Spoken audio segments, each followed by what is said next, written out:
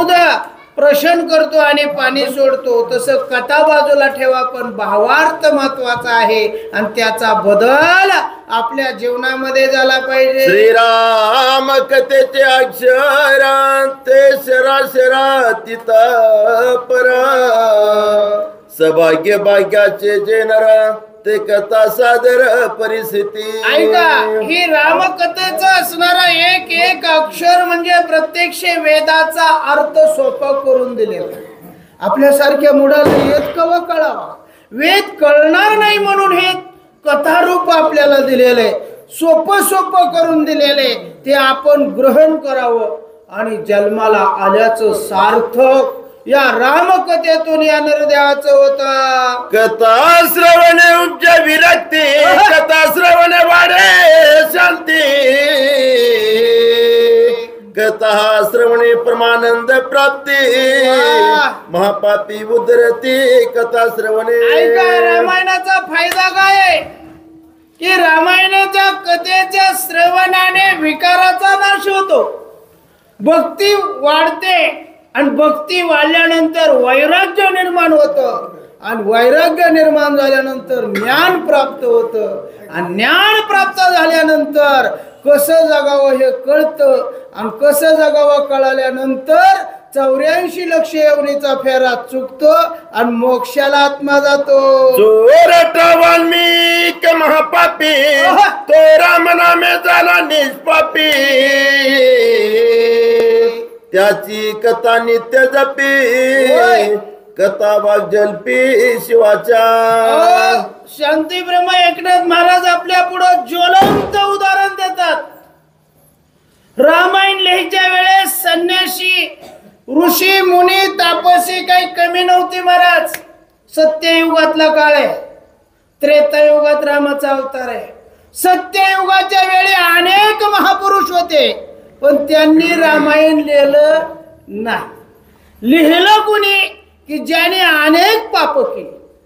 पाप केल्यानंतर त्यांनी रामनामाची दीक्षा नारदाकडून घेतली आणि रामनामाने त्याला दिव्य दृष्टी प्राप्त झाली आणि रामाआदी रामायण त्यांनी रचलं. आणि जसं त्यांनी रचलं, जसं लिहिलं शतकोटी रामायण, तसं रामाला करावं लागलं. म्हणजे देव भक्ताच्या अंकित होता. देव शिवसेव्य रामायण श्रवणे मरणासी मरण,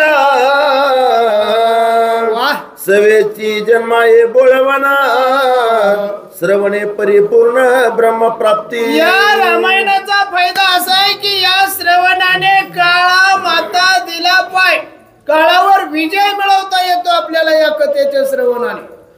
आणि 84 लक्ष येवणीचा जन्म मरणाला बळवण केली जाते. पुन्हा येणं नाही आणि पुन्हा जाणं नाही. दिव्य रूप असं वैकुंठाचा सहवास रामकथेनं लाभतो. नित्य जपता राम नाम वाचा होय पूर्ण ब्रह्म, त्याची कथेचा अनुक्रम कर्म छेदक. सज्जन, नित्य राम राम म्हटल्यानं काय फरक पडतो? हे आपल्यामध्ये षडविकाराचा निवृत्ती होते. षडविकार गेल्यानंतर आपल्याला या रामनामाची गोडी लागते, छंद लागतो. आणि छंदामध्ये जर आपण रामनाम अखंड जर म्हणायला लागलो तर खाता पिता कामधंदा करता सुषुप्ती जागृती स्वप्नी अवस्थेमध्ये राम राम राम राम राम राम राम रोमातून राम राम निघायला लागतं. त्यावेळेस देहच राममय होतो. ही रामकथेचं महत्व आहे. कथा निर्दळी कर्म श्रोते सोय होती परब्रह्म, वाल्मिकाचा उपकार परमा केला सुगम परमार्थ. या कथेनं मागातल्या 100 जन्माची पाप धुतली जातात, एका जन्माचं नाही. आणि सगळी पाप धुतल्यानंतर आपल्याला प्रब्रह्म स्वरूप प्राप्त होतं. पिंडी ते ब्रह्मांडी प्रब्रह्म अवस्था कळते. आणि ज्या वेळेस ही अवस्था साधकाची होते ना, त्यावेळेस साधकच प्रब्रह्म बनून जातो आणि तो मोक्षाला पोचतो. एवढं उपकार आपल्यावर आणि वाल्मिक ऋषीनं सोप्या मार्गाने परमार्थ करण्याचा हा असणारा साधकाचं साधन आहे. एवढं रामायणाचं महत्व आहे. सुगम परमार्थ रामकथा बाळिकांडी सोय संपता अरे विजयी गजरे श्री रघुनाथा अयोध्ये आणतोता आणले आणि राये. सुगम असा मार्ग आहे. सोपातला सोपा. साधू संतांनी जी वाट पहिली झाडून ठेवली त्या मार्गाने गेल्यानंतर देव भेटतो. असं देवाला भेटण्याचा रस्ता म्हणजे रामकथा आहे. आता मागातल्या कांडाच्या बालकांडाच्या सांगतेला रामचंद्र लक्ष्मण भरत शत्रुघ्न लग्न करून अयोध्येमध्ये प्रवेश झालेला आहे. परशुरामासंग युद्ध झालेले आणि आनंदाने नवऱ्या नवरी 4 नवरदेव 4 नवऱ्यांचं आगमन आणि अयोध्येपर्यंत झालेले. ते अयोध्यातून ताय दशरथ सुखे स्वानंदे नांदत नित्य शिवाय करी रघुनाथ हर्षयुक्त बंधुसी. असे हे आनंदाचे दिवस चालू आहे. राजा दशरथाला आनंद झालेला आहे. 4ही मुलांची लग्न एका करायचं म्हणलं तर पीडा होती. पण तुम्हाला सांगू घरातला एक जर राम असला ना कमी होता. बाकीच्या तिघाची मनाने होत्यात पण राम पाहिजे आहे का नाही. कमवणारा एखादा ज्ञानी गुणी पंडित घरात जर थोरला असेल तर बाकीच्याची मनाने होते ती जशी रामाची झालं. आणि राजा दशरथाला आनंद झालेला आहे. नव्याचं 9 दिवस स्वतः रामचंद्र मात्र पित्र देवो भव राजा दशरथाची स्वहस्ते सेवा आणि बंधू सहित रामचंद्र करता. मातुळ कुळी न्यामया भरत मातुळ जो कायुधा हजित तो रायासी साक्षेपयुक्त असे पुसत एकांती. लग्न झाल्यानंतर माणसाला वाटतं की ओ गडगण करावं 4 दिवस आपल्या इथं नवरा नवरी आणावे है का नाही. भरताच्या मातुळाकडून नाजुळाकडून निरोप आला. नवे नवे मुराळीचा आला रथ घेऊन आणि राजा दशरथाला विचारायला लागलेला आहे. राजा भरताला आणि शत्रुघ्नाला गणगण खायला मामाच्या गावाला न्यायला आलोय हाय का परवानगी. राजा दशरथाला आणि परवानगी मागितली. भरताचे मनागते मातुळ ग्रह जावया उद्यत ते जाणून या दशरथ सोय दाडित उल्हासे. राजा दशरथाने भरताचं कौल बघितला. भरता गणगण खायला न्यायला आल्या ती काय विचार आहे. येतो की जाऊन काय आजुळा नवल वाटतो बघा ना. आजुळाच काय तिथं मजा वेगळीच असते अजून बी आणि पहिली बी. भरताला जाण्याची इच्छा आहे. राजा दशरथाने ओळखली आणि भरत शत्रुघ्नाला आजोळला जाण्याची परवानगी मिळाली. अश्वगजिरथ पदाती चतुरंग सेना संपत्ती भरत शत्रुन मातुला प्रती धाडी नृपती निज गजरे. राजा दशरथाने रथ घोडे सारथी सैन्य धन संपत्ती सगळं काय तेवढा रुबाबच होता. पहिलं नुसतं माहेरला जायचे म्हणलं तर तेलच्या करून तो दुर्डी भरून न्यायची है गेले. ते आवडीचं असणार त्या ठिकाणी सर्व धन संपदा भरताच्या बरोबर राजा दशरथाने आणि त्या सैन्याबरोबर दिलं. दोघे जावो नि उल्हासी भेटले काही सूत माता अरे वेगिन मुनी माता मैसी मातुळवासी स्वानंदे. राजा दशरथाने यांना निरोप दिल्यानंतर वेगाने रथ त्यांच्या आजोळामध्ये पोहोचलेला आहे. रथ पोहोचल्यानंतर नमो मातृभूमी जिथून उपज झालेला आहे ज्या मातीनं या देहाला प्राप्त केलेलं आहे तयार केलेले. आता आपण म्हणतो मग आईबापाने देह दिला पण आईबापाने जे खाल्लं ते मातीनं दिलं. त्यातून उत्पत्ती आपली झाली. म्हणजे त्या मात्र पित्र देवो भव, त्या भूमीचं नमन केलं. भरत शत्रुघ्न आजोळी पोचले, तिथं आनंदी राहू लागले. नित्य नवे नाना भोग, कौतुक सोळे उपभोग, दुगी वस्त्यानुद्वेग, वैभव भाग्य उल्हासे. नवरा नवरी भरत आणि शत्रुघ्न नित्य नित्य दररोज पदार्थ बदलून बदलून जेवायला, नित्य नित्य नवीन आनंद. काय बाबा त्या आजोळात गेल्यावर येऊच वाटत नाही, असा तो आनंद भरत शत्रुघ्न आणि मातोळी घेत असताना. येरीकडे अयोध्यासी वसिष्ठाच्या निज सेव्यासी, राम सौमित्राती उल्हासी, सर्वस्वेसी सादर. इकडे अयोध्येमध्ये राम आणि लक्ष्मण दोघच राहिलेले, आई वडील आहेत आणि गुरुवर्य वशिष्ठ. बघा, मात्र पित्र आणि गुरु सेवेसाठी रात्रंदिवस प्रब्रह्म रामचंद्र आणि लक्ष्मण तत्पर आहे. तैसची दशरथ सेवेसी, निकटवर्ती हरणीसी, जे जे मनोगती रायासी, त्या त्या कार्यासी प्रवीणा. आणि हेच रामायणात शिकायचंय. अनंत कोटी ब्रह्मांडाचा नायक शरीराला आला, देहाला आला, रूपाला आला, प्रकट झाला आणि आईवडिलांची सेवा करायला लागला, नित्य सेवा करायला लागला.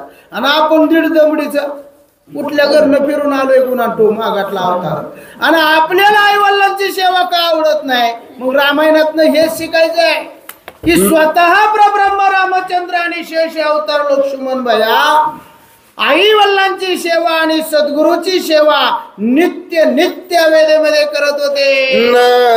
सांगित मनोगत हृदयचा निज कार्यात, तू तू संपादी रघुनाथ, अति समर्थ मनोज्ञ. याला खरं तत्पर म्हणायचं पोरग बर का. आईनं मागितल्यानंतर तिला ती वस्तू आणून देणं ही वेगळी गोष्ट आहे. वडिलांना काय हवंय, आईला काय हवंय, हे रामाने मनातल्या मनात ओळखावं. आणि जसं त्यांच्या मनात येईल तसं राम वागायला लागलं. पोरग गोळ्या संपायच्या आत विचारायचं, पोरग बरं का म्हणून विचारतंय. पोरग रोज आल्यावर आई जेवली का म्हणून विचारतंय. बाबा जेवलाव का, बस नाही जेवलो तरी पोट भरलेव. राम मनातल्या मनात सर्व असणाऱ्या इच्छा ओळखून सद्गुरू आणि आई वडिलांची सेवा करतात. रायाचा ती पर्यंत वसिष्ठाचा आवडता, राम आवडे समजता, भूत महाभूत वल्लभो. ऐका, ज्याचं पंच महाभूतावर सामर्थ्य अधिराज्य आहे, राजा दशरथाचा ज्येष्ठ कुमार आहे आणि वशिष्ठांचा ज्येष्ठ शिष्य आहे. जीवा पाड तो राम सर्वांना आवडत होता आणि आपल्याला बी आवडतोय. राम काय करतो, तुमच्या आमच्यात राम आहे. आपण झोपल्यावर बी जे आपलं काम चालू ठेवतो त्याला राम म्हणायचं. मग आपल्याला आवडत नाही का ती, आवडतो. तसाच राम राजा दशरथाला आणि आमच्या वशिष्ठ गुरुजीला नित्य नित्य राम आवडत होता. जैसे जीवन का जीवासी, तैसा श्रीराम सर्वांसी, अखंडता हरणीसी, जीवोल्लासी श्रीराम. बघा, ज्याप्रमाणे जीवाला पाण्याची गरज असते, माशाला पाण्याची गरज कशी असते. अहो खरंच माशाचं जीवन बरं का मला लय आवडतं. पाणी संपलं तर देह त्याग करते, तसं आपण सुद्धा देव संपला तर राहण्यात मजा काय है का नाही. जेवढं त्या माशाच्या जीवनामध्ये पाण्याला महत्व आहे, तसंच माणसाच्या जीवनामध्ये परमार्थाला महत्व आहे. आणि तेवढा राम त्या अयोध्येवासियांना नित्य नित्य आवडत होते. जैसा चंद्र करत चकरा, तैसा श्रीराम चरा हचरा, आवडे सर्व नारी नरा, जीवा समग्र अतिप्रिय. चकोर पक्षाला ज्या त्याप्रमाणे चंद्र उदयाची आतुरता लागलेली असते. चंद्र उदय झाल्यानंतर अमृत वर्ष झाल्यावर त्याला जसं सुख होतं तसं चराचराला प्रभू रामचंद्राचं नाम आणि प्रभू रामचंद्राला पाहिल्यानंतर सुख होत होत. वसिष्ठ सांगी रायापासी रामशस्त्रास्त्र विद्या राशी त्याची पाहावया रायासे निज मानसी उल्हास. वशिष्ठ गुरुजी राजा दशरथाच्या जवळ गेलेले. राजा रामचंद्राला सर्व विद्या निपुण केलेला आहे, सर्व विद्येमध्ये पारंगत केलेलं आहे. तुम्ही एके दिवशी त्याची परीक्षा त्याचं कौतुक बघायला यावं. रामाचं शौर्य धनुर्विद्याचं असणारे सामर्थ्य पाहण्यासाठी आमंत्रण वशिष्ठ गुरुजींना राजा दशरथाला दिला. जानो निरायाचे मनोगत वसिष्ठ आज्ञापी श्री रघुनाथ विद्या पाहू इच्छित दशरथ आज्ञा समर्थ राम म्हणे. राजा दशरथाचं मनोगत वशिष्ठांनी जाणलं. कारण पहिलीपासून 10वी पर्यंत गुरुजीपाशी विद्यार्थी घालायचा आणि अचानक निकाल लागल्यावर किती शे गेल्यावर मग गुरुजीला बी तोंड दाखवायला जागा होत नाही. मग मध्ये आधी गुरुजीनं पालकाला बोलवून घ्यावं, त्याला वाचायला लावावं, गणित करायला लावावे, म्हणजे बरं वाटतं गुरुजीला बी. तसं वशिष्ठांनी विचार केला आणि राजा दशरथाचं मनोगत जाणलं आणि रामाला सांगितलं, प्रभू तुम्ही आजपर्यंत जे ज्ञान ग्रहण केलेले आहे ते राजा दशरथाला दाखवायचे. गुरु वचन पितृवचन साधू सज्जना ज्ञापन उल्लंघित वागी पूर्ण तो पाषाण नरदेही. जड मूड कुणाला म्हणायचं? जड म्हणजे अज्ञानी, जो आई बापाचं ऐकत नाही, ज्याने गुरु केला नाही, जरी केला तरी त्याला माहित नाही कोण केलता कुणा. मग ह्याला गुरु करण्यात तरी नाही बापा संभाळ करण्यात तरी काय. अरे जो सज्जन आई वडील आणि सद्गुरूचा आदेश पाळत नाही, त्यांना मानवंदना देत नाही, ती जड पाषाणासारखा समजावा. माणूस होऊन सुद्धा त्याच्या जीवनात काही अर्थ नाही. गुरु आज्ञेचे उत्तर ऐकता करावे सत्वर मुहूर्त पाये तो पमार करी विचार तो मूर्ख. जे मुहूर्त बघायचंय तुम्हाला ती संसारातल्या कामाला बघत जा. देवदेवाला मुहूर्त बघायची गरज नाही. सद्गुरूने आदेश केल्यानंतर बघू पुन्हा येऊ द्या, सोमवार रविवार दाखवायची गरज नाही. आई वडिलांनी आदेश केल्यानंतर पुन्हा बघतो म्हणायचं, मुहूर्त बघायची गरज नाही. अहो तात्काळ तो आदेश मान्य करावा आणि सादर व्हावं. मी तव केवळ ज्ञादारा ऐसे बोलिला रघुवीरा कासे गातली सत्वर आला समित्रा सन्निध. आज्ञा होईपर्यंत रामाने कुठलाच विचार केला नाही. अहो तुम्ही बोलावं म्या करावं. तात्काळ त्यांनी लगेच आपली तयारी केली. धनुष्य गंधाला अडकवलं, भाता घेतलाय आणि लक्ष्मणाकडे रामचंद्र आले. गुरु आज्ञेचे विंदन दोही पायास आले स्फुरण अंगीन समाये सत्रण प्रताप पूर्ण गुरुवाक्य. त्याला खरंच विद्येवर सामर्थ्य मिळवलं म्हणावं. गुरुने परीक्षा मनसतो तर विद्यार्थ्याला हुरूप आला पाहिजे. आट्या पडून काय उपयोग. अहो वशिष्ठाचा आदेश येतोय ना येतोय तेव्हा रामाच्या दोन्ही भाऊ मध्ये आणि सन सन सन सन करायला लागला. कधी एकदा परीक्षा देतोय, कधी एकदा राजा दशरथाला शौर्य दाखवतोय, कधी एकदा गुरु आज्ञेचं मी पालन करतोय. रामचंद्र सज्ज झाले. गुरु वाक्याचा उल्हास ज्या नाही तो केवळ पशु शिष्य माझी तो रास भवेशु जासी आळस गुरु वाक्या. ऐका, ज्याला गुरुच्या आज्ञेचं पालन करायचं नाही किंवा त्याला कंटाळा येतो, आळस येतो, मग पशु बरा ना त्याच्यापेक्षा. अहो पशुला जर नाही ऐकले तर आपल्यापाशी चाबूक असतोय, आपण त्याला ऐकायलाच लावतोय जनावर असून. आणि माणसं असून ऐकत नाहीत राव. जो ऐकत नाही तो माणूस असून उपयोग नाही म्हणतात. कोणी साठो रघुवीर वसिष्ठासी उल्हास थोरू देवी दे कोणी पूर्णचंद्र शिर समुद्र हे लावे. ऐका, भाग्यवान आहेत ते राम की ज्यांना वशिष्ठासारखे सद्गुरू मिळाले, आणि त्याच्यापेक्षाही भाग्यवान आहेत ते वशिष्ठ गुरुजी की त्यांना रामासारखे शिष्य मिळाले. रामाचा उल्हास, रामाचा असणारा आनंद पाहिला.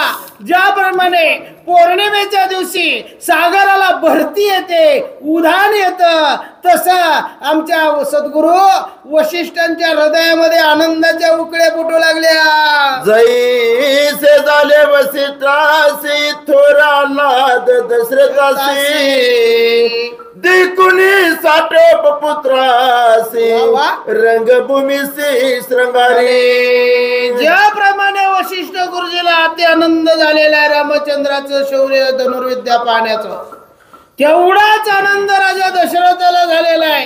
अरे माझ्या लेकरांनी घेतलेल्या शिक्षणाचं आज या ठिकाणी सादरीकरण करायचंय म्हणून राजा दशरथाने रणांगण सुशोभित केलेलं आहे. बस येणाऱ्या सगळ्यांना बसण्यासाठी मंडप टाकलेले आहेत, सुशोभित असं केलंय. या या या माझ्या लेकराचं लय दिवस नव्हतं त्याचं पांग फिटलं, इतक्या दिवस नव्हतं तीच बरं झालं, आता झालं तर असलं झालं, याचा आनंद राजा दशरथाला झालाय. राय रंग श्रंगारीला देखोनी विश्वकर्मा शंकला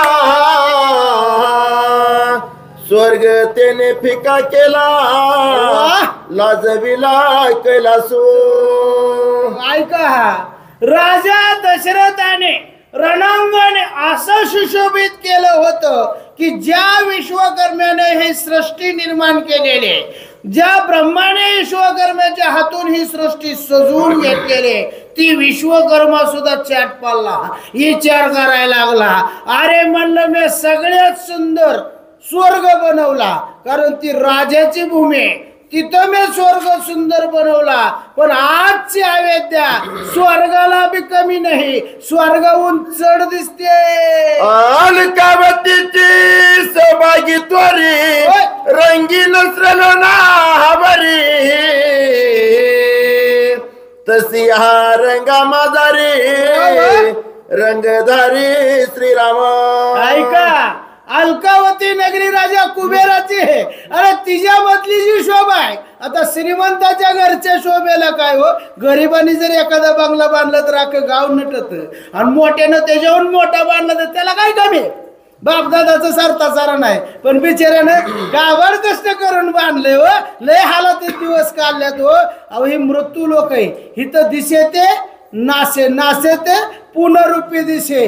स्वर्गाची बरोबरी, अलकावतीची बरोबरी, अरे त्याच्याहून मी एकाकांचा नैवेद्य केली. धनुर्विद्यालय विद्या 36 दंडा युद्ध विद्या समुखी युमुखी किरण विद्या मल्ल विद्या लघु विद्या लागवी. एक नंबरला धनुर्विद्या, मल्लविद्या, समुख विद्या. अहो रणांगणामध्ये बरेचसे डावपेच त्या गुरुनच शिष्याला सांगितलेले डावपेच, त्याच्यावरच अहो रणांगण जिंकताना शंखनाद केलेल्या शंखनादाच्या ताकदीवर पुढचा योद्धा सुद्धा गर्भगळीत होतो, आवाजावर गर्भगळीत होतो, नजरेवर भीतो. हे सगळे डावपेच आणि माझ्या वशिष्ठाने रामलक्ष्मणाला शिकवलेले आणि रणांगणात सादरीकरण चालू. गजवाजीर तारणा निराधारी युद्ध करणा आकाशी खोचून परते जाणा मेरू आडवं नेत्र प्राय. ऐका काय शिकवलं होतं रामाला. अरे हत्तीहून युद्ध करायचं, रथातनं युद्ध करायचं, घोड्याहून युद्ध करायचं, बिगर आधाराचं आकाशातल्या आकाशात युद्ध करायचं, आणि खोचक खोचक असं बाण आणि वर्मी बाण कसं मारायचं, हे सर्व विद्या रामचंद्राला आणि आमच्या वशिष्ठ गुरुजींना दिलेली आणि प्रत्यक्ष रामचंद्र आणि सादरीकरण करत आहे. ऐसिया विद्या नलिका गुरु आज्ञा द्यावी आवश्यक पाहू आले नागरिका साधू लोक ठेसले. आणि त्या ठिकाणी अशी गर्दी झालेली होती.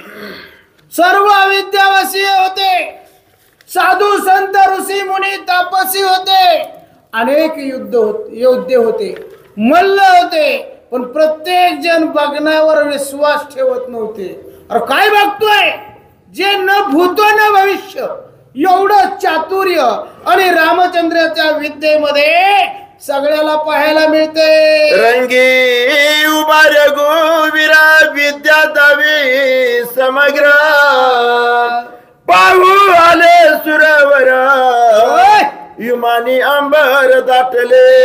रणांगणाच्या ठिकाणी विद्याचं सादरीकरण करणारे राम, सर्व असणारे चराचर तर आलेच, योद्धे बी आलेच, पण 56 देशाचे राजे आणि राजकुमार आले.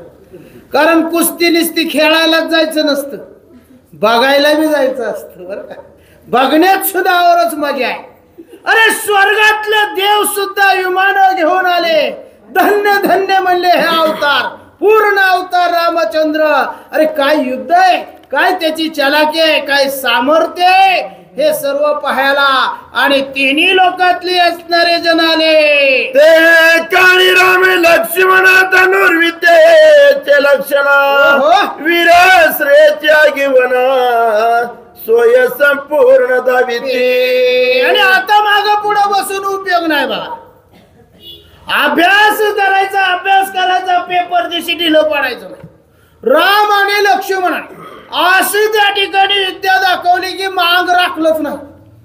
खरबडून जसं घरच्या रानात गेल्यावर आपण करतो, पाठपासून दिवस मावळ असतो, आणि खुरपाय गेल्यावर, रोजानं गेल्यावर कोण करतोय असं घरचं मन लावून करतो, तसं रणांगणाच्या ठिकाणी राम आणि लक्ष्मण अंग झाडून त्या सर्व विद्येचं सादरीकरण केला.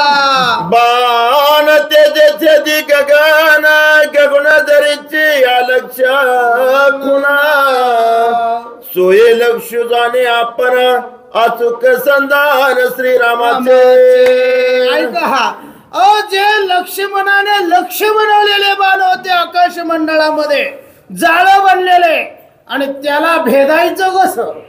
किती जरी मोठं संकटाचं बाण आलं, अग्नीसारखे जरी बाण आले, तरी त्याला वर्माचा बाण टाकता आला पाहिजे. वर्माला वर्म बसल्याशिवाय काम होत नाही. वर्म दाखवायला लागले आणि बघणारे चाट पडले. बाण पिसार्याचा मारा शत्रू सहित रताला गगनी बोवंडी गरगरा जे वितरणा कुरावा उठली. ऐका, सगळ्यालाच मारायचं नसतं. सगळ्यालाच मारल्यावर मग एकट्यानं जगण्यात मजा काय? काय काय जणांना निसता वारा, काय काय जणांना निसता धाक, काय काय जणांना निसता दरारा.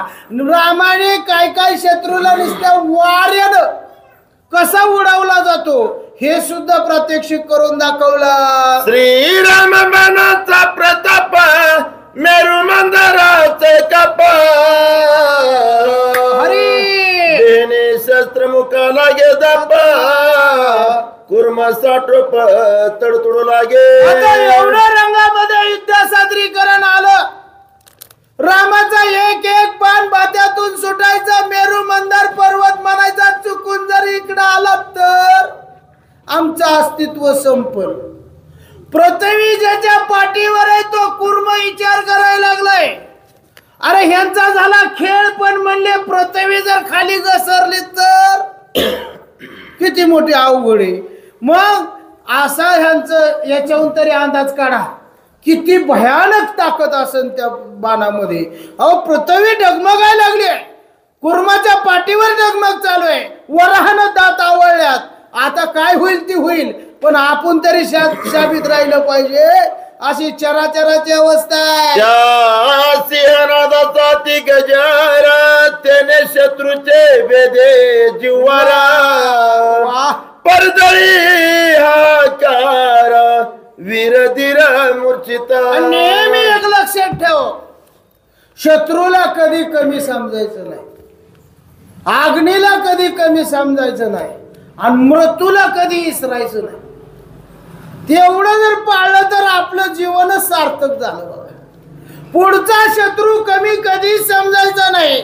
अरे शत्रूला आपल्या रणांगणातल्या धनुष्याच्या दोरीच्या टणकारावर कळलं पाहिजे योद्धा कसा आहे. एवढा धाक देण्याची विद्या रामचंद्र सादरीकरण करतात, आणि 33 कोटी देवता सह चराचर ह्याचा आनंद घेतात. परशुपट्टी तोमर गदा मुदगर लवडी चक्र या शस्त्रांचा महामार दावी अनुकार शत्रुदमनी.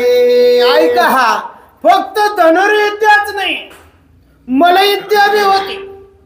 पट्टीस चालवायचा, तलवार चालवायची, भाला चालवायचा, परीख चालवायचा, पट्टा चालवायचा. प्रत्येक विषयातलं ह्याला प्राचार्य बनतात.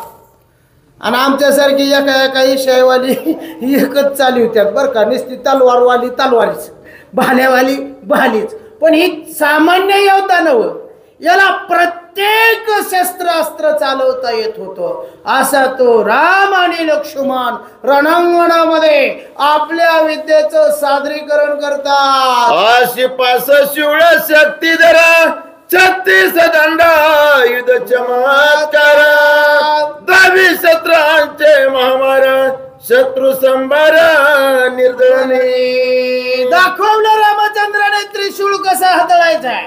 अहो त्रिशूळ मारण्यापेक्षा त्रिशूळ बघितल्या बरोबर काही जण आट्यात येऊन जाते, कारण त्याचं क्रूर रूप बघा. त्या जगदंबेच्या हातातलं त्रिशूळ. महिषासूर तर लोळलाच बाबा, है का नाही. महिषी पुत्राचं रूप घेऊन आलेला राक्षस, त्याचं नाव महिषासूर. त्रिशूळ विद्या, मायावी विद्या, सर्व विद्या रणांगणाच्या ठिकाणी शत्रूवर विजय मिळवण्याच्या दृष्टीनं माझ्यामध्ये सर्व कौशल्य आहेत का बघण्यासाठी सर्व अविद्यावासीच नाही, तिन्ही लोक आलेले. ओढण खरगाचा दारको दावी तरक हसरको ओढण दडके लावणी दाखो पाडी एक मूर्छित. छत्रपती शिवाजी महाराजासारखं अहो त्यांनी एका हातामध्ये म्यान आणि एका हात जर तलवारीला लावला तर तलवार बाहेर काढण्याच्या पद्धतीवर शत्रू घाबरत होता.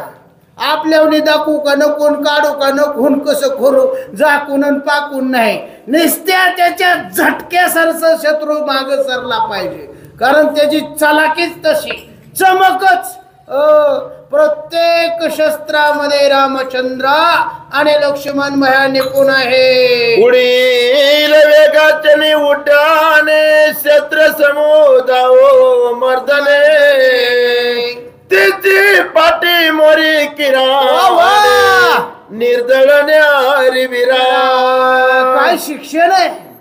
अहो समोरच्या समोर युद्ध करत असताना यदा कदाचित जर शत्रूने गनिमे काव्यानं पाठीमागून जर हल्ला केला तर पाठीमागच्यावर सुद्धा तेवढंच लक्ष देऊन पुढे पाहून माग बाण सोडण्याचं सामर्थ्य राम लक्ष्मणामध्ये होतं. उडीला गाई मागिल्या पाडी मागिल्या गाईत पुढील तोडी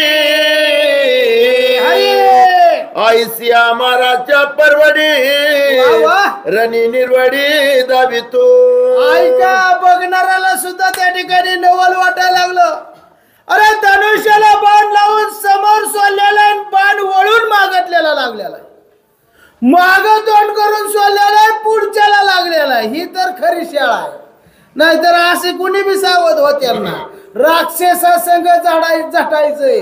राक्षस काही एका डावाची येते का, आणि एक नंबर कपटी. त्यांच्या संघ मायावी विद्या आहे, आणि सज्जनाच्या युद्धानं मायावी विद्या सहजासहजी आकळता येत नाही. सामर्थ्यानं जिंकायचंय राक्षसाला, म्हणून वशिष्ठ गुरुजींना रामाची आणि लक्ष्मणाची केलेली तयारी आणि सर्व पुढे सादरीकरण चालू. निर्वाण युद्धाचा निर्वाह मागील पुढील एकची गाव तो यावा दावीत पाहाव ऋषा निराव विस्मित. राजा दशरथ सुद्धा कमाल करायला लागला, म्हणले बाबा आजपर्यंत मी बी लढलो, म्हणले मी बी काही कचा नाही. इंद्राला मदत केलेला माणूस आहे म्हणले, राक्षस मारलेले, पण मोर्चाला आणि मागच्याला संगच मारता येत नव्हतं मला. एकदा मागच्याला मारायचो आणि एकदा पुढच्याला, पण ही आमची पोरं म्हणली एकाच टायमाला मागची बी पुढची बी मारते ती, काय नवाले. जाणे मल्ल विद्या कुसरी उरी सिरिहानी कोपरी तळीला नोनियावरी चक्राकारी उपडितो. शरीर एष्टी जरी माझ्या प्रभूची लहान आणि सनवली दिसली तरी मोठ मोठ्या मल्ला संग कोपरकडे आणणं, गुद आणणं, गुडगा रुतीवणं, चक्री मारणं, डाव टाकणं. बाबा बाबा बाबा म्हणजे रामा आम्हाला वाटत होतं इथं तरी थोडा कमी असशील, पण इथं तर त्याच्यावर बी चढ. 100 बडकर एक विद्या आणि वशिष्ठ गुरुजींना रामाला दिलेली आणि राम सर्वांसमोर दाखवतात. अष्टांगीच्या कळा जाणे कालावडी प्राण गेले एका अंगुष्ठाचे निचेपणे जीवे मारणे माविरा. कळा लागल्या पाहिजे पुढच्याला कळा, आणि कळा लागून व्याधना होऊन त्याने जीव सोडला पाहिजे. नुसत्या अंगठ्यानं दाबणं, कोपरखडीनं दाबणं, पहिलवान नुसत्या अंगावर पडायचं नसतं, त्याला त्या ठिकाणी कळा लागल्या पाहिजे खालच्याला. असे सगळे मल्लयुद्धेतले डाव आणि रामचंद्र रणांगणाच्या ठिकाणी एक सादरीकरण झालंय. प्रत्यक्ष स्वतः राजा दशरथासह 33 कोटी देव, अयोध्यावासी, ऋषी मुनी, तापसी, ब्राह्मण कुमार आणि 56 देशाचे राजे पाहायला आलेले. तडवाहनी तातडी गरजे सैत विरा पाडी रथ मोडून कडाडी रणरगडी पायवाटा. जिथं आडवा आलाय त्याला आडवा करायचं, हाताच्या तळव्यानं एकाला जपू द्यायचं. पहिली माणसं सांगायची बघा, समोरच्या तोंडाला आलेला एकदा आडवा केला की मागची पुन्हा दम धरीत नाही. चालाकी पाहिजे फक्त आणि ओळख आला पाहिजे.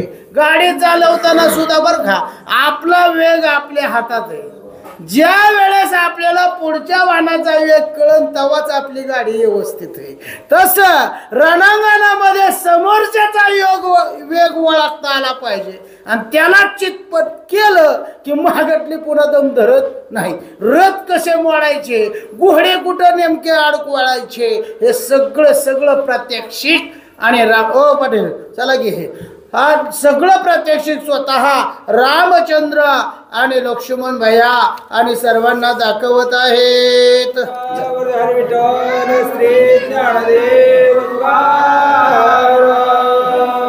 श्री गणेशाय नमः, श्री रामचंद्राय नमः.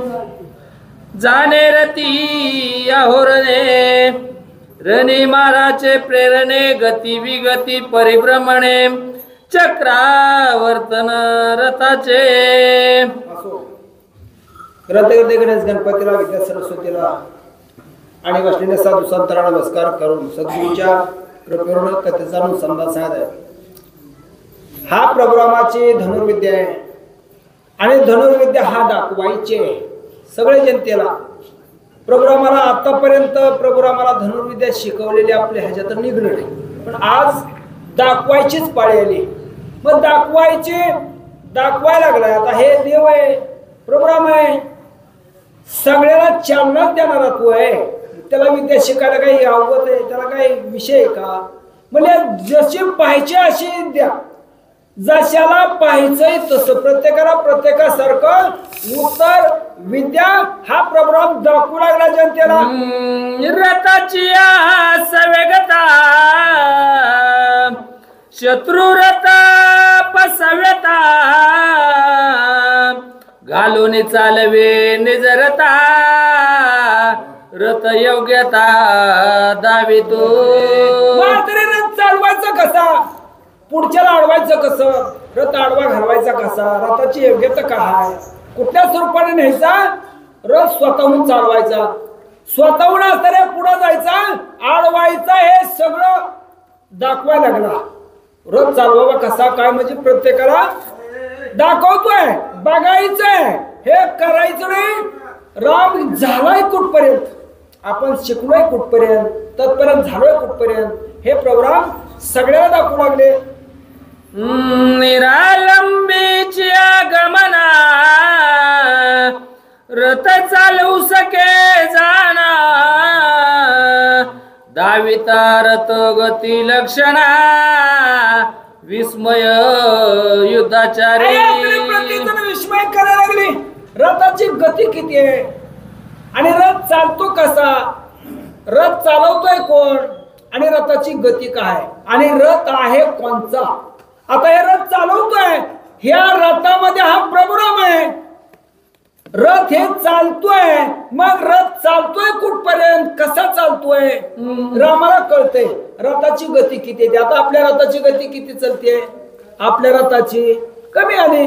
आता या पुढच्या रथाची पळते, हे पळते पुढं, हे रथ आहे आणि याच रथामध्ये राम आहे. हो, रामायण हे बाजूला नाही, रामायण हे आपलंच आहे, आपणच आहे. रामायण काय बाजूच आहे का, प्रोग्राम आहे. देवाचं वास्तव्य आहे कुठं, सगळ्यामध्ये देव आहे सगळ्यामध्ये. मग हे चालवणारा रथ 10 इंद्रियाचा रथ आहे, हेच रथ चालवायचा आहे आणि हेच रथ चालतोय कसा. मग कुणाची बुद्धी किती आहे, कोण चलाक किती आहे, या जगामध्ये सगळं कोण बुद्धिवान आहे, कोण ज्ञानी आहे, कोण चलाक आहे, कोण आडमुठ आहे, सगळं रामाला दाखवायचंय. गज गर्जनी आल्यावरी उडवून पैसे कुंभातरी मग वाजवे युद्धाचारी महामारे एखादा हत्ती जर चुकून आला अंगावर आल्याबरोबर हा प्रभुरामानं दाखवायचंय, उडवून त्याच्या मस्तकावर बसायचं. इतकं विद्या, एवढा चपळ आहे प्रभुराम, दाखवतोय लोकांना. विद्या नाही, फक्त दाखवतोय, उडून त्याच्यावर बसायचं, हे दाखवा असताना ह्याला म्हणायचं धनुर्विद्या.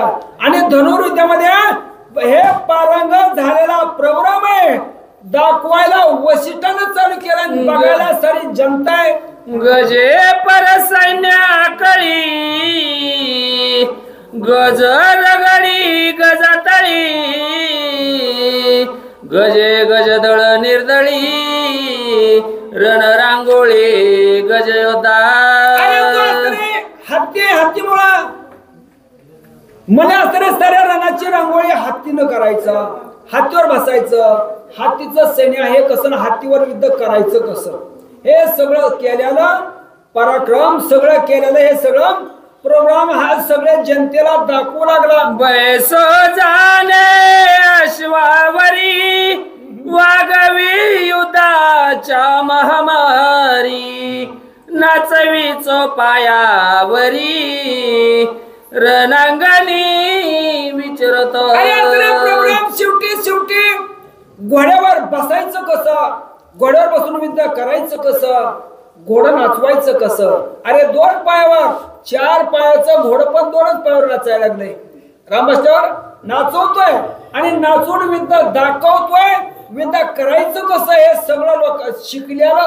राम काय केलाय, धनुर्विद्या शिकलाय. मग शिकलाय कुठल्या स्वरूपात, शिकलोय कशी, हे जगाला दाखवायला लागलाय. अश्वखुरांचे महाराजे वैरी पावती पावती निर्भुजे शस्त्रे विसरती गजबजे वारू रघुराजे प्रेरिता.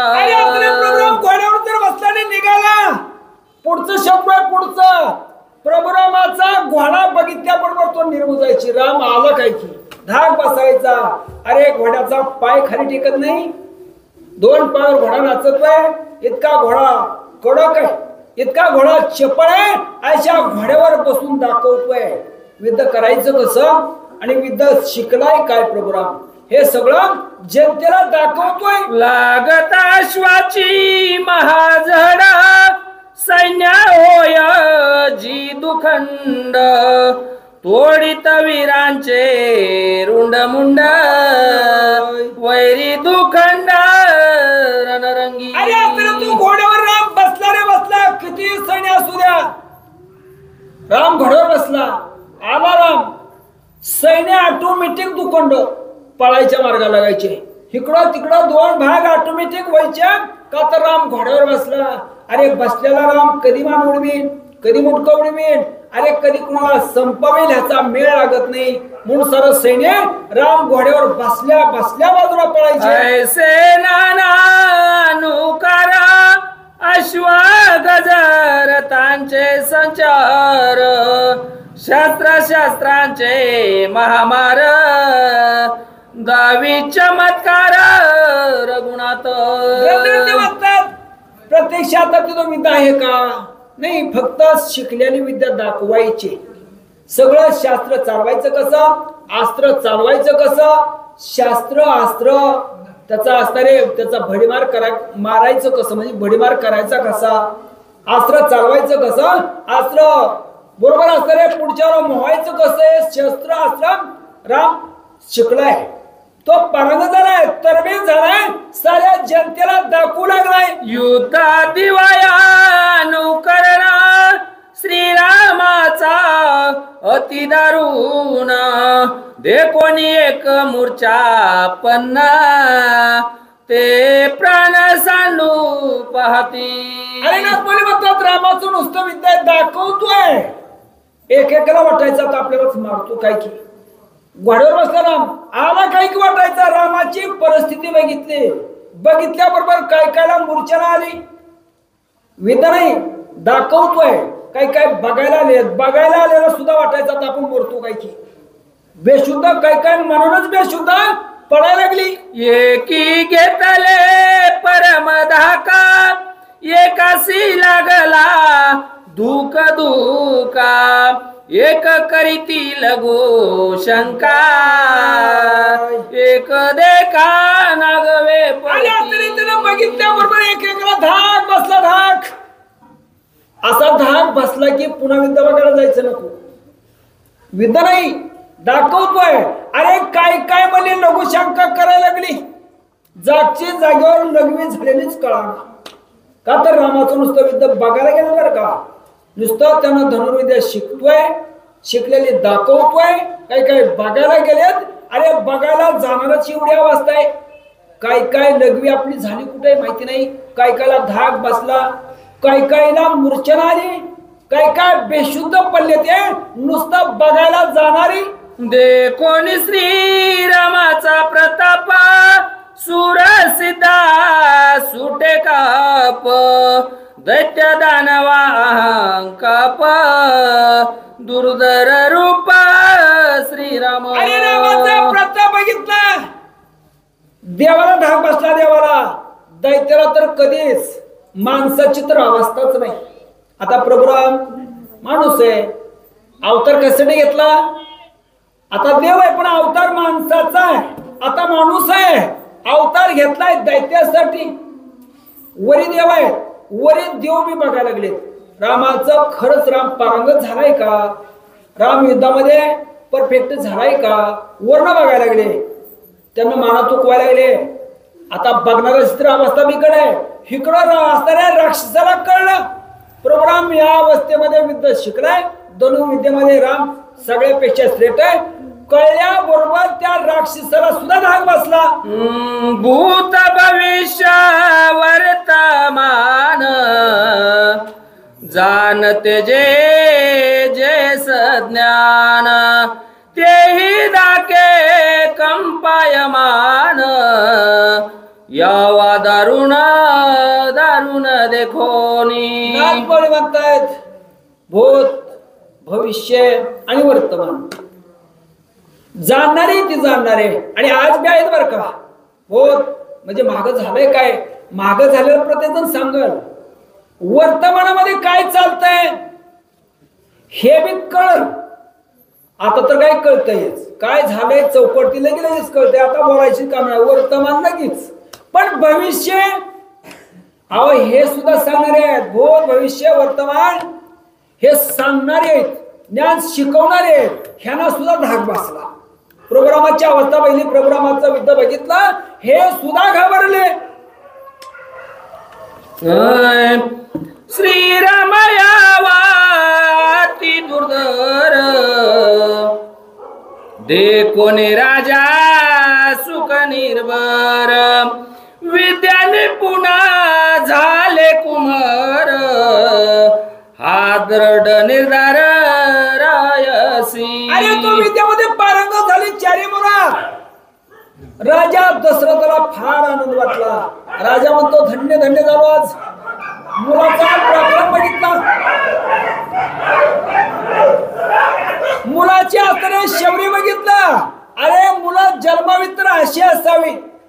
राजा दशरथाला वाटलं मुलं जन्मावी तर अशी जन्मावी, कुणी कन्या पुत्र व्हावी तर अशी हो, नाहीतर कुणी कन्या पुत्र होते. आई बापाची परिस्थिती आता पुढचं बोलायला नको म्हणजे असणारे मुलं जन्मावे, पण आई बापाला कमीत कमी मोक्षापर्यंत जाण्याची वाट त्यांना रिकामी करावी, कमीत कमी त्यांना तरी न्यावं अशी मुलं जन्मावे आणि जगामध्ये त्याची किंमत असावी मुलांची. अशी मुलं जन्मावे. राजा दशरथाला आनंद वाटला. 4 मुलं एकापेक्षा एक धन्य म्हणतो राजा. राजा त्यांचा हर्ष निर्भर ओवाळे वस्तू जात अपार सुरवर करीती जय जयकार सुमन संभार वर्ष. आनंदी आनंदी राजाचा आनंदी नाही, प्रजा बघणारी सुद्धा आनंदी आहेत. त्या विद्यार्थी लोक बी आनंदी आहेत. वरील 33 कोटी देव आहेत. देवाला तर तेच पाहिजे होतं. आम्ही बंदित आहे म्हणतात. देव काय म्हणतात, आम्ही बंदित आहे. त्याला आनंद वाटला. प्रोग्राम आज पारंगत झालाय, विद्यामध्ये प्रवीण झालाय. देव वरनं फुलं टाकायला लागली वरनं. आता देव कुठे आहेत? रावणाचे बंदित आहेत. हे माहिती आहे का नाही सगळ्याला? देवात हे देवाची बंदी सोडवायची आहे, रावणाला मारायचे म्हणून राम जन्मलाय. मग आता हा राम नुसता विद्या शिकवतोय, वर्ण देव फुलं टाकतात. मग कुठल्या बंदीतनं टाकतात काय माहिती? वर्ण देव फुलं टाकतात. बोला. देखो निया दुर्धर यावा हर्ष वशिष्ठाची आजीवा आनंदे आलिंगी आलिंगी राघवा प्रेम सद्भावे आल्हादे. अरे वशिष्ठ ऋषीनं बघितलं रामाची परिस्थिती, 4 मुलाची शौर्य बघितलं. इतका वशिष्ठाला आनंद वाटला. वशिष्ठ म्हणतो धन्य आज आपण केलेल्या कार्याचं चीज झालं. धन्य झालं म्हणतो मी शिकवला, तो पारंगत झालाय. प्रोग्रामाला तो वशिष्ठ ऋषी आलिंग देऊ लागलाय. धन्य म्हणतो हृदयाला धरली मुलं आणि त्याला शाबासकी देऊ लागला. शस्त्रास्त्र विद्येचा साटोप तू दाविला दाविला सद्रूप धन्य धन्य विजया प्रताप कृपास कृप तुष्टला. धन्य धन्य हा प्रोग्राम आहे. शस्त्र चालवावी कशी, हे विद्या चालवावी कशी, अस्त्र चालवावं कसं, विद्या कुठली कुठं वापरावी कशी, तू पारंगत झाला म्हणला. धन्य धन्य झालो, हे तुला जमलं, तू त्याच्यामध्ये पारंगत झालाय. वशिष्ठ ऋषी त्यांना धन्यवाद देऊ लागले. माझ्या वरदाचे द्विपंचबाण रत्ने राखा दोघे जण युद्ध मांडिली निर्वाण जय संपूर्ण अरे बाबा वशिष्ठ ऋषी म्हणतात धन्य धन्य प्रोग्राम आहे. माझ्या मनात जे होतं ते दृढ झालं. अरे मनाची माझ्या शंका गेली. आज राम त्या लेवलला गेलाय, विद्यामध्ये पारंगत झाले, माझे शंका गेली. अरे मला उद्या तो 10 इंद्रियाला आधीन करणारा 10 इंद्रियावर ताबा मिळवला म्हणून त्याला 10 तोंड आहे. त्यानं काय केलं 10 इंद्रिय ताब्यामध्ये घेतली म्हणून त्याला 10 तोंड आहे. पण तो ते 10 तोंडाने कमी करायचे तिथून आपल्याला बाजूला करायचंय ह्याच्यासाठी त्याला अवतार घ्यावा लागला. आपल्यापाशी 10 इंद्रिय नाही 5 कर्म 5 ज्ञानेंद्रिय हे नेहमी मी सांगत असतो. ह्याच्यावर ताबा मिळवलेला त्याला अधीन केलेला तो 10 इंद्रियावर ताबा मिळवणारा रावण त्याला म्हणतात दोन्ही पंचीवार. म्हणजे त्याला जिंकायचंय त्याला संपवायचंय. आज संपवीची मारीन हे मला दृढ झालं मला खात्री पटली. वशिष्ठ म्हणतात याची बाणाच्या पैपोटी शस्त्रार्थे कोट्यानुकोटी सुटोनी शस्त्र समुद्र आटी हे गुह्य गोष्टी सांगितली जय श्रीराम. तरी वशिष्ठ ऋषी म्हणतात धन्यवाद प्रभुरामा हे बाण आहे तुझे. एक बाण सोडावा एका बाणापासून अनेक बाण होतील. अरे तुझ्या बाणामध्ये एवढी ताकद असेल समुद्र सुद्धा आटल. अरे तुझ्या एका एका बाणापासून अनेक बाण सुटून अनेकाचा निपात करतील. समुद्र संपवितील म्हणल्यावर इतक्या म्हणजे तू बाण श्रेष्ठ आहे तुझं आणि ह्याच्यामध्ये तू पारंगत झाला प्रभुरामा मग तो धन्य झालो आज. या पर्यापयत्वे सन्मान दोघा दे कोणी आश्वासन निज गजरे अवघे जना राजभवन प्रवेशले जय श्रीराम. आश्वासन दिलंय कुणाला लक्ष्मणाला रामाला साऱ्या जनतेला बघितलंय. बघून सगळ्याला वाटलं धन्य झालो आज. आज रामाची धनुर्विद्या बघितली आज आम्ही धन्य झालोय. रामाला खरंच विद्वान राम झालाय. सगळी शस्त्रास्त्र तयार केली बघायला सगळी आलेली आता गावाकडे निघाली. श्रीराम सर्व गुणी संपन्न हे रायासी कळले लक्षण त्याची वशिष्ठासी आपण गुरुग्रह्य संपूर्ण पुस तुझे श्रीराम. अरे नाथ बोले होता प्रभुराम सर्व गुण संपन्न नाही सर्व गुण संपन्न हे प्रभुराम. वशिष्ठ म्हणतो आज मला कळलं. राजा दशरथ म्हणतो मला आज कळलं की प्रभुराम सर्व गुण संपन्न आहे. आता गुण किती आहेत तर म्हणजे 6 पण 6ची 6 गुणानं प्रभुराम संपन्न आहे. याच्या वेगळा नाही एकही गुण प्रभुरामामध्ये कमी नाही. 6 गुण 6 गुण आहे. 6 गुणापैकी रामापाशी एक बी कमी नाही. तो संपन्न आहे आज मला कळलं गेला. वशिष्ठ हा प्रभुरामाला म्हणतो आणि राजा दशरथाला बोलू लागला. राज्याभिषेकाचा रघुनाथ हा दृढ माझा मनोरथ स्वामीने सांगावा इत्यर्थ तोच कार्यार्थ मी करीन जय श्रीराम. राजा दशरथ म्हणतो ऋषीला म्हणजे महाराज आज रामाला राज्यावर बसवायला काही हरकत आहे का? आता राम सर्वगुण संपन्न झालाय षडगुण ऐश्वर्यवान झालाय. आता रामापाशी गुण कुठला एक